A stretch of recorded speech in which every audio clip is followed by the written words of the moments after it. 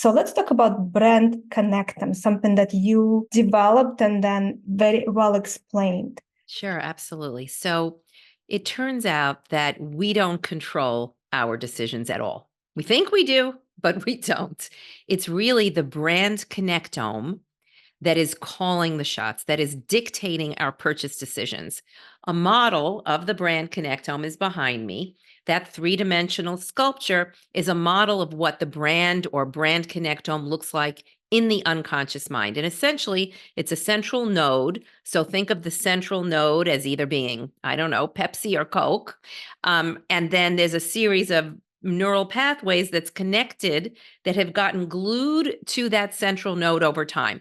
Think of it as the cumulative memories that have gotten connected to your brand over time that lives in your subconscious mind. And some of them go all the way back to childhood. And so that connectome is actually what's driving your choice. You don't realize it's there, but it is literally telling you what to do. So if you walk into the supermarket and you just reach for your go-to brands, you are on autopilot, as you said, and you just reach and you put the same go-to brands into your cart and you walk out. And if your mind didn't have the ability to do that, to make those snap decisions, you'd be in the supermarket all day long making conscious choices, but you don't do that. You operate on these instinctive judgments, and the brand connectome is responsible for that. There's a brand connectome for everything. There's a brand connectome for your brands, for people. You have one, I have one, political parties have them, countries, people, where you go on vacation. Everything has a brand connectome because, in a way, everything is a brand in some way. And our job as we sit here working on businesses and opportunities and ideas that we're trying to grow, even it's a startup or a legacy brand, is to grow that brand connectome in other people's minds to the point that it's really large and you have success. And we'll talk more about exactly how to think about that and what a healthy brand connectome looks like. But that's the essential idea. You're trying to physically grow the brand connectome in people's minds.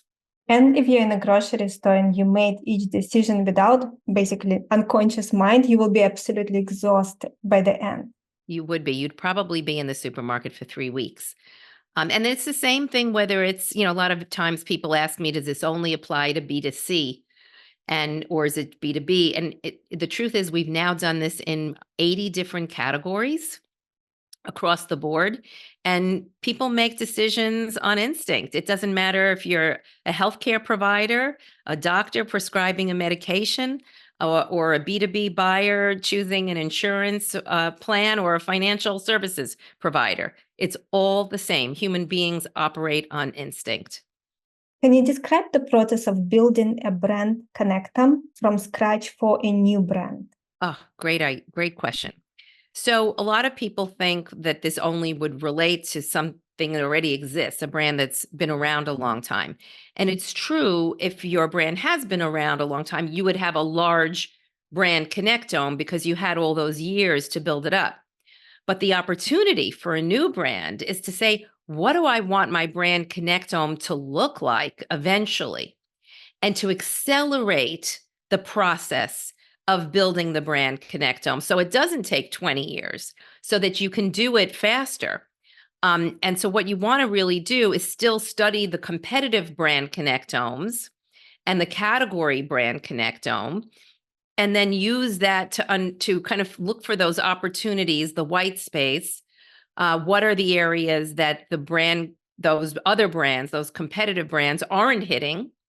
Also, what are their weaknesses and vulnerabilities? And then you can position your strengths against the competition's vulnerabilities. And by doing that, you can take a lot of market share very, very quickly.